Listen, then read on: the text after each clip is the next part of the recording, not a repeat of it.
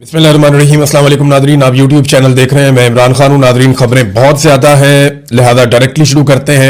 America के targets बदले हैं, यानी जब उन्होंने ईरान के ऊपर अटैक किया तब वो कुछ और कह रहे थे, और इस वक्त जब ईरान रिटेलिएट कर रहा है तो वो कुछ और कह रहे हैं। गुज़िश्ता 48 घंटों में बहुत कुछ ऐसा हुआ है जिससे अमेरिका हिलकर रह गया है। अगर आप डोनाल्ड ट्रंप की बॉडी लैंग्वेज देखें या अमरीकी वजीर जंग की आप बॉडी लैंग्वेज देखें तो आपको बहुत फर्क नजर आएगा।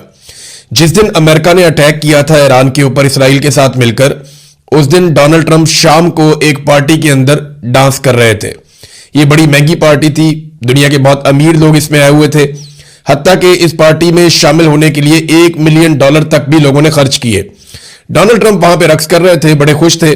लेकिन अब अगर आप गुज़िश्ता शब की उनकी फुटेज देखें तो उनकी बॉडी लैंग्वेज बहुत डाउन है, उनके कंधे जो है वो झुके हुए हैं और डोनाल्ड ट्रंप की हवाइयां उड़ी हुई हैं। ये 48-72 घंटों के अंदर डोनाल्ड ट्रंप के साथ हुआ है, और ये सब कुछ हुआ ईरान की रिटेलिएशन की वजह से। पहले जो ईरान के खिलाफ टारगेट थे अमेरिका के, वो क्या थे, जरा ये आप ज़हन में रख लें, क्योंकि ये नेतन्याहू और अमेरिका ने मिलकर तय किए थे, डोनाल्ड ट्रंप ने। तो पहले जो टारगेट थे उनमें एक था रजीम तब्दील करना है ईरान के अंदर। यह सबसे बड़ा और मेन टारगेट था कि अपनी हुकूमत को लाके ईरान के अंदर इंस्टॉल करना है, जिसके लिए रजा पहलवी को तैयार किया गया, उसका इंटरनेशनल मीडिया में इमेज बनाया गया, उसके इंटरव्यूज करवाए गए, और इस तरीके से रजा पहलवी सामने भी आ जाता है, बहुत सारे स्टेटमेंट्स भी देता है। तो कोशिश ये थी कि ईरान के अंदर रजीम तब्दील कर दिया जाए, पहला टारगेट ये था। और दूसरा टारगेट था कि ईरान को मुकम्मल तौर पर निहत्ता कर दिया जाए, तमाम हथियार उनके तलफ कर दिए जाए, यह था दूसरा टारगेट। लेकिन अब यह टारगेट बदल गए हैं, और ये आपको पता चलता है एक तो अमेरिकी नायब सदर जेडी वेंस उनके स्टेटमेंट से, और दूसरा जो अमेरिका के अंदर अब बयानात आ रहे हैं लगातार, उनसे आपको पता चलता है कि अमेरिका महदूद जंग लड़ना चाहता है। यानी ये उनके नायब सदर भी कह रहे हैं, और अमेरिका से सब लोग ये कह रहे हैं कि हम जंग तवील के अंदर जाना नहीं चाहते, और जमीन पे तो बिल्कुल ही नहीं उतरना चाहते। और अब वो ये कहते हैं जनाब हम ईरानी बहरिया के खिलाफ कार्रवाई करना चाहते हैं, उसको तबाह करना चाहते हैं, और एटमी हथियारों से ईरान को रोकना चाहते हैं।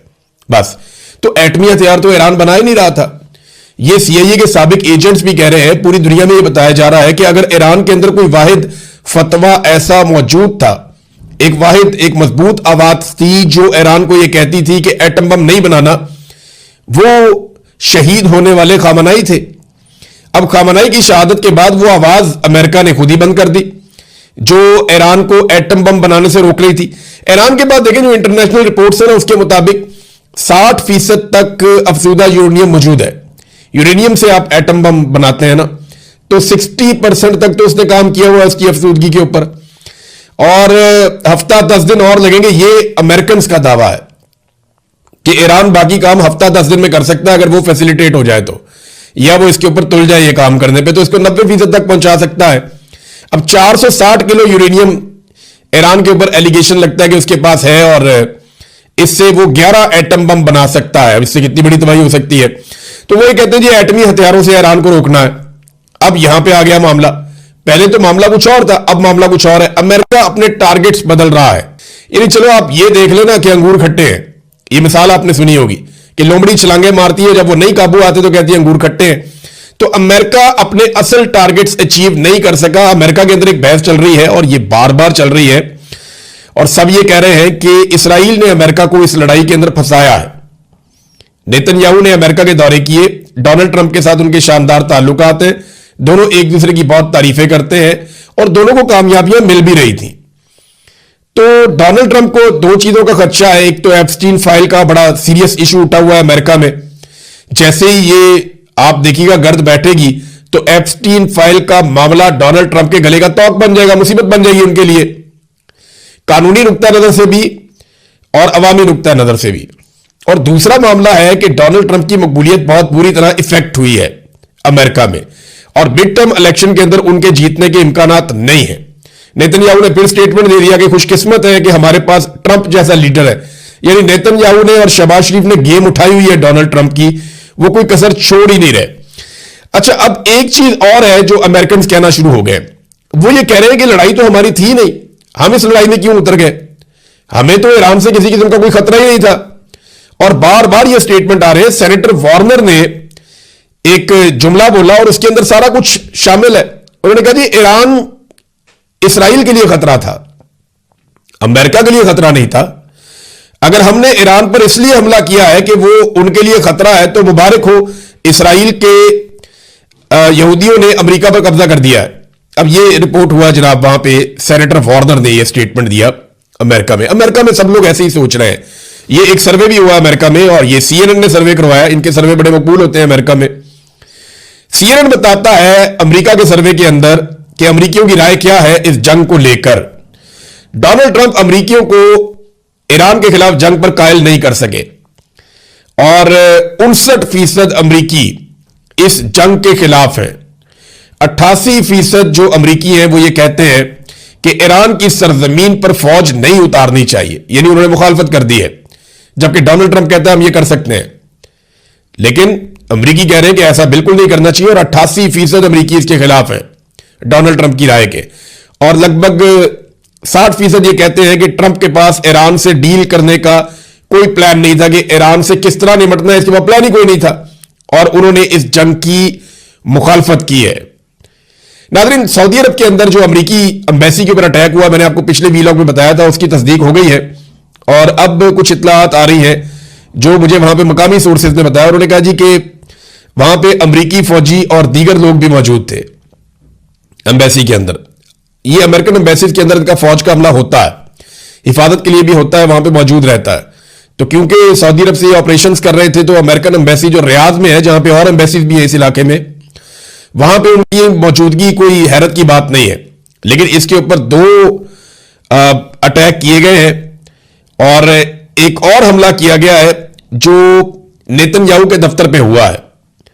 इन दोनों हमलों के अंदर मिसाइल इस्तेमाल किए गए हैं, और दोनों हमलों के अंदर शदीद नुकसान हुआ है। अब कितने लोग मारे गए हैं, कितना नुकसान हुआ है, इसकी तफसीलात नहीं आ रही। अमेरिका और इसराइल ये तफसीलात नहीं बताना चाह रहे, वो सामने नहीं रख रहे अभी तक। नाज़रीन, ईरान ने अपना एक ऑफिशियल स्टेटमेंट जारी किया है। इस स्टेटमेंट में ईरान ये कहता है कि वो अपनी 6000 साल पुरानी तहजीब का दिफा करेगा।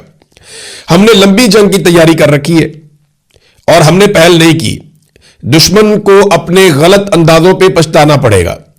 हम अमेरिका और इसराइल के ऊपर मजीद जहन्नुम के दरवाजे खोल देंगे। देखिए, ये ना एक स्टेटमेंट आपको और देखना चाहिए साथ में। ये जियोपॉलिटिकल तजियाकार है प्रोफेसर जियांग, ये कनाडा में होते हैं और इनकी बड़ी नजर है और इनकी बड़ी रिसर्च है। इन्होंने कहा जी ईरान ने 20 साल की लड़ाई की तैयारी की है। अमेरिका 21वीं सदी की जंग के लिए तैयार नहीं है। ईरान को अमेरिका पर इस खित्ते में कई किस्म की स्ट्रेटेजिक बर्तरियां हासिल हैं दिफाई नुक्ता नजर से, और ये एक थका देने वाली लंबी जंग बन सकती है जिसमें अमेरिका के लिए तो बहुत मुश्किलात हो जाएंगी। देखें ना, जो ईरान के हथियार हैं जो बड़े खौफनाक हैं, जिन्होंने इस वक्त मुसीबत डाली हुई है, मैं उनके बारे में आपको थोड़ा बता देता हूं। एक तो यह है कि जो आबनाए हरमस की बंदिश है, यह दुनिया के लिए एक डरावना ख्वाब है, और ईरान के पास यह कैपेसिटी है कि इसको लंबे अरसे तक बंद रख सकता है। अब दुनिया भर की कंपनियां जो है वो खसारे में जाना शुरू हो जाती हैं, और आपको पता है दुनिया की सबसे अमीर कंपनियां ऑयल की, और सबसे बड़ा बिजनेस जो है, one of the biggest businesses in the world, ये ऑयल मार्केट है, और इससे दुनिया की बाकी सारी मार्केट कंट्रोल भी होती है। तो यहां पे जो ये बंदिश है, इसके नतीजे में खलीजी ममालिक का बहुत नुकसान हो रहा है। अमेरिका पे और यूरोप पे दबाव बढ़ रहा है। यूरोप में जो गैस की कीमतें हैं, यूरोपियन गैस की, वो लगभग 50% तक ऊपर जा चुकी हैं और मजीद ऊपर चली जाएंगी। $85 फी बैरल तक, यानी $5 मजीद इजाफा हो गया है, और यह लगातार इजाफा होता चला जा रहा है आलमी मंडी में तेल की कीमतों में। यह चीज दबाव बढ़ाती चली जाएगी। दूसरा एक और बड़ा खौफनाक हथियार जो ईरान इस्तेमाल कर रहा है, ये 2 जिनको वो फिजिकली यूज कर रहा है, एक उसके क्लस्टर बम्स हैं। इन्होंने इसराइल को और अमेरिका को बहुत हैरान किया, खासतौर पर इसराइल को, इसलिए कि इसराइल के शहरों के ऊपर वो ये क्लस्टर बम फेंकते हैं। ये क्लस्टर बम होता क्या है, मैं आपको बता देता हूं। ये एक ऐसा बम होता है जिसको जब कोई फायर करता है तो एक मखसूस फासले में पहुंचने के बाद, इससे पहले कि इसको इंटरसेप्ट किया जाए, ये एक बम बहुत सारे बमों में तब्दील हो जाता है और आगे से ये बारिश कर देता है बमों की। तो ये क्लस्टर बम है। ये अमेरिका ने मारे थे अफगानिस्तान के अंदर, और भी कई जगहों पे मारे हैं उन्होंने। तो ये जो क्लस्टर बम है, ये इसराइल के ऊपर ईरान इस्तेमाल कर रहा है।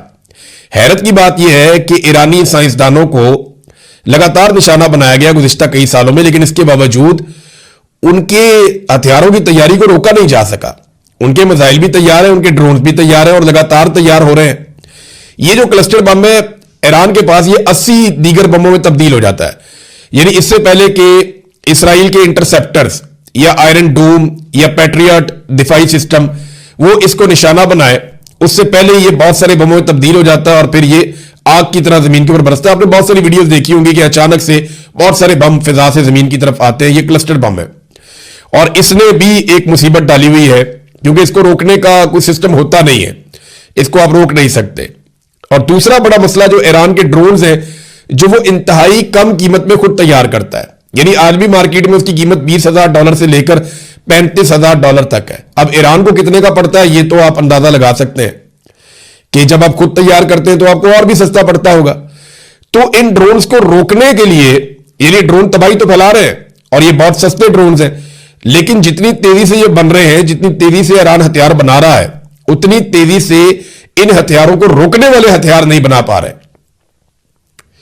यानी ये आपको वजीर खारजा अमेरिका के उन्होंने ये कहा, मार्को रूबियो का स्टेटमेंट है कि ईरान 100 से ज्यादा तैयार कर लेता है हथियार एक महीने में, मिसाइल, जबकि उनको रोकने के लिए 7 से 8 तैयार होते हैं एक महीने में। तो ये एक अदम तवाजुन है। और दूसरा ये है कीमत का फर्क बहुत ज्यादा है। इंटरसेप्टर बहुत महंगा है, 100 गुना कीमत का फर्क है, जबकि ईरानी हथियार बहुत सस्ते हैं और वो इनकी मईशत का भट्टा बिठा देंगे अगर ये लड़ाई लंबी चलती है। तो अब अमेरिका इस लड़ाई से निकले कैसे, ये है जी सबसे बड़ा सवाल, क्योंकि इस लड़ाई से निकलना पड़ेगा ना।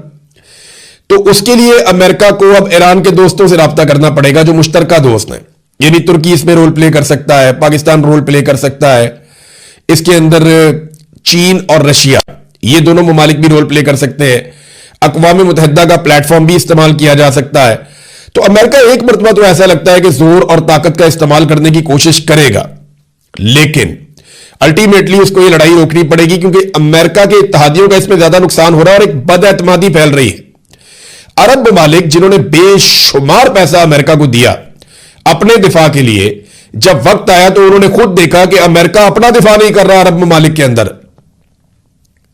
यानी ईरान का अटैक कोई अरब ममालिक के ऊपर तो नहीं है ना, ईरान अटैक कर रहा है अमेरिका की बेसिस के ऊपर, या अमेरिकन एम्बेसी है उनके दफातर पे, या जहां पे अमेरिकन मौजूद हैं। अब वहां पे अमेरिकन अपना दिफा नहीं कर पा रहे इन अरब ममालिक के अंदर, तो ये अरब ममालिक का दिफा क्या करेंगे, ये सवाल पैदा हो गया है। अमेरिका ने ऑर्डर जारी किया है कि फौरी तौर पे अमेरिकी शहरी 14 मुल्कों से निकल जाएं। अब इन मुल्कों से अमेरिका अरबों डॉलर वसूल करता है हर महीने इनके दिफा के लिए, और वहां से अपने शहरियों को भगा रहा है। इसका मतलब यह है कि अमेरिका दिफा करने में नाकाम हो गया। अब अरबों को सोचना पड़ेगा कि अपनी फौज तगड़ी करनी है, अपने हथियार बनाने हैं, या अमेरिका की तरफ ही दोबारा देखना है। यानी ईरान, इराक, शाम, इसराइल, मिस्र, कतर, ओमान, उर्दन, यमन, कुवैत, बहरीन, लबनान, सऊदी अरब, यूएई, इन सारे मुल्कों से अमेरिका अपने शहरियों को निकाल कर ले जा रहा है। अब इन मुल्कों में से अक्सरियत को यह सोचना है कि हम अरबों डॉलर अमेरिका को देते हैं अपने दिफा के लिए, वो अपना दिफा हमारी सरजमीन पे नहीं कर पा रहा, तो हमारा दिफा क्या करेगा। और इसराइल के दिफा के लिए अमेरिका ने पूरा जोर लगाया। जो इसराइल के शहरों की हालत है वो भी आप देख लें, फुटेज अवेलेबल है, हर तरफ आपको फुटेज नजर आ जाएगी। इराक में एक ग्रुप है, मज़ामती ग्रुप, उन्होंने इराक में एक होटल है जहां पे अमेरिकी फौजी मौजूद थे, उसको निशाना बनाया है। ये एरबल होटल है और यहां पे उन्होंने दावा किया कि अमेरिकी फौजी मारे गए। अब अमेरिकी फौजी कितने मारे गए इसके बारे में हम कुछ कह नहीं सकते। अमेरिकन तो बहुत कम तादाद बताते हैं, वो बताते ही नहीं है। अमेरिकन अफगानिस्तान और इराक के अंदर भी अपनी लाशें छुपाते थे, वो नहीं बताते थे उनके कितने फौजी मारे गए। लेकिन यहां पे ईरान जो है वो दावे बहुत बड़े बड़े कर रहा है। ईरान का ये कहना है कि बहुत बड़ी तादाद में उन्होंने अमेरिकन को नुकसान पहुंचाया है।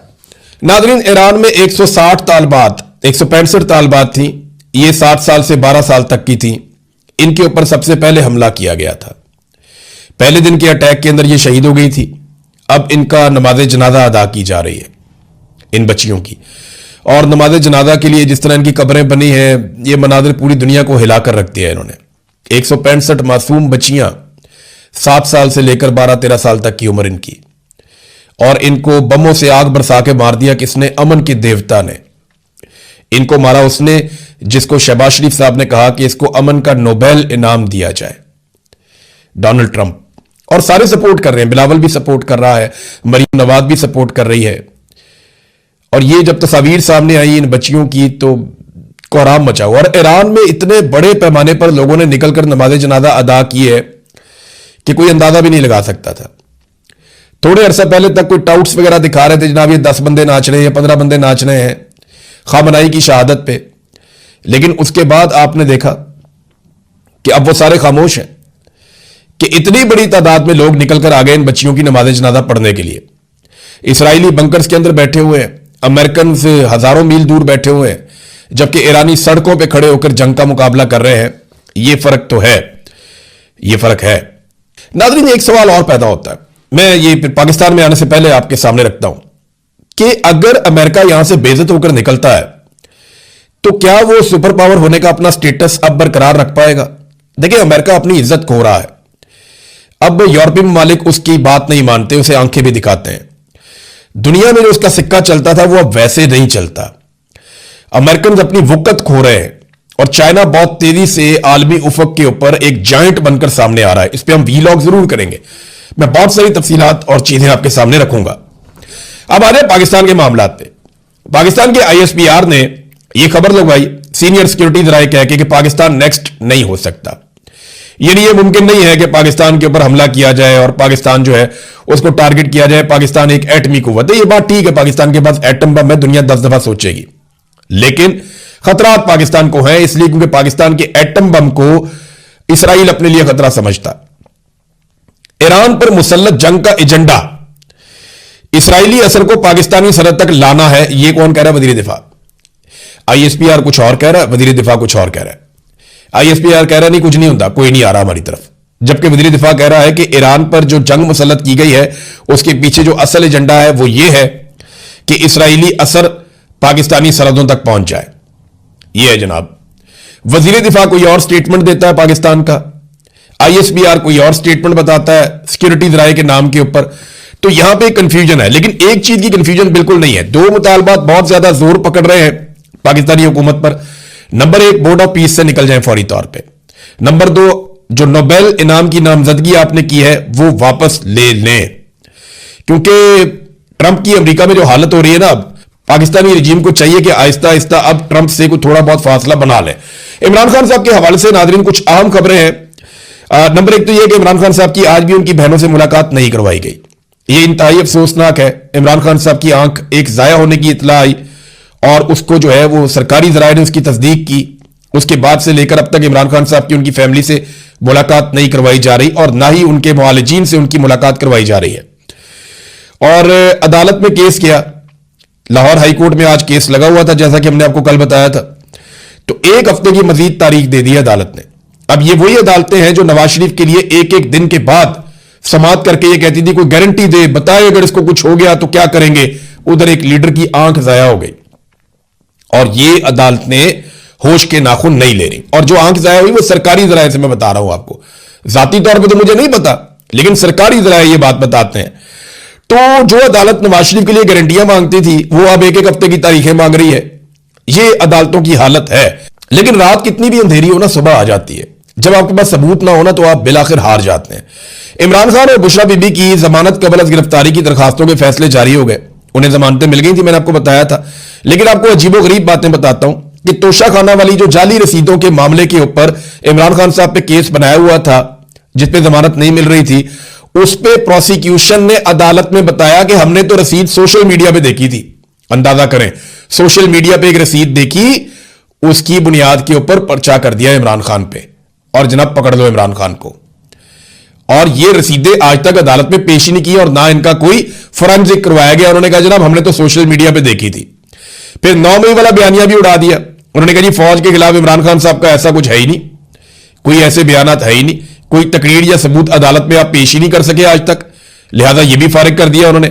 9 मई एहतजाज और इक़दाम कत्ल के मुकदमात में भी प्रोसिक्यूशन कोई सबूत इमरान खान के खिलाफ पेश नहीं कर सकी। एहतजाज के मुकदमात में इमरान खान की जाए वकूआ पर मौजूदगी साबित ही नहीं होती, कोई सबूत आपने दिया ही नहीं जिससे यह हो कि इमरान खान साहब के कहने पर एहतजाज हुआ। तो अदालत ने 50-50 हजार के मुचलकों पर इमरान खान साहब को जमानत दे दी। ये इनके मुकदमात की हालत है। ये आसिम मुनीर साहब ने जबरदस्ती इमरान खान साहब को जेल में रखा हुआ है। अगर अदालतें इंसाफ देना और मेरिट के ऊपर इन केसों को चलाएं तो 24 से 48 घंटों में इमरान खान साहब बनीगाला में होंगे और बेशुमार लोग उसके चंद दिन के अंदर जेलों में होंगे, चाहे इस्तिस्ना लिया हुआ हो। अब तक के लिए इतनी, अपना ख्याल रखिएगा, अपने चैनल का